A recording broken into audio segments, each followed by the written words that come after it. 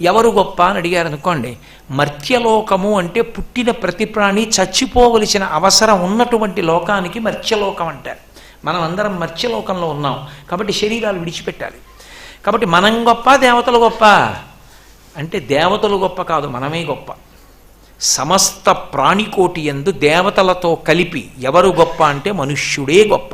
ఎందుకో తెలుసా? దేవత ఎందుకు అవుతాడంటే చేసుకున్న పుణ్యానికి అవుతాడు. ఎంతకాలం ఉంటాడు దేవతగా? క్షీణే పుణ్యే మర్త్యలోకం విశంతి. పుణ్యం అయిపోతే కిందకు వచ్చి పడిపోతాడు మళ్ళీ మర్త్యలోకంలోకి.